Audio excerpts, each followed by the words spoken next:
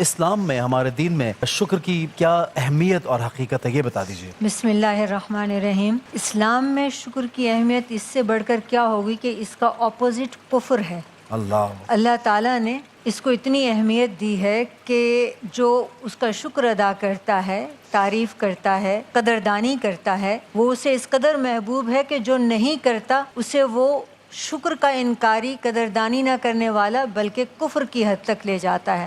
قرآن مجید میں ہے لَإِن شَكَرْتُمْ لَأَزِيدَنَّكُمْ وَلَإِن كَفَرْتُمْ إِنَّ عَذَابِي لَشَدِيدٌ۔ اگر تم شکر کرو گے تو میں بڑھا کر دوں گا، اور اگر تم کفر کرو گے، ناشکری کرو گے تو میرا عذاب بہت سخت ہے۔ اللہ اکبر۔ دیکھیے بات کیا ہے، شکر ہے کیا؟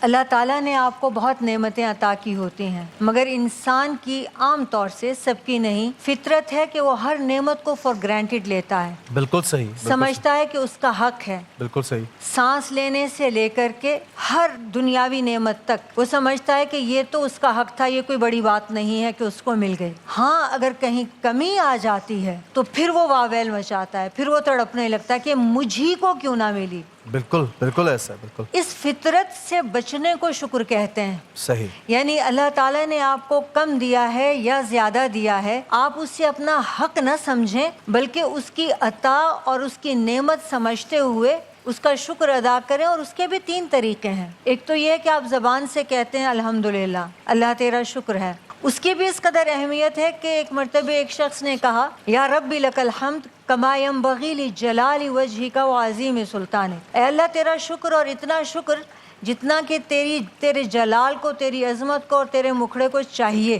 واہ۔ تو فرشتے دوڑتے ہوئے اللہ کے پاس گئے کہ ایک الحمدللہ دل سے کہہ دے کوئی تو صبح سے شام تک اس کا اجر لکھا کرتے ہیں۔ اس نے تو اتنی بڑی بات کر دی کہ جتنا تجھے ریکوائرڈ ہے، تو اب کیا کریں؟ تو اللہ تعالیٰ فرماتے ہیں اس کو جوں کا توں لکھ دو، اب جتنا مجھے ریکوائرڈ ہے میں اجر بھی اتنا ہی دوں گا۔ سبحان اللہ۔ اب یہ تو ہو گئی زبانی۔ اب دل میں بھی منصف ہوں کہ آپ کسی لائق نہیں تھے، سب اس کی عطا ہے۔ وَإِن تُعُدُّوا نِعْمَتَ اللَّهِ لَا تُحْصُوهَا۔ اگر تم رب کی نعمتوں کا شمار کرنے لگو نا 1 2 3 کر کے، تم گننے نہیں پاؤ گے۔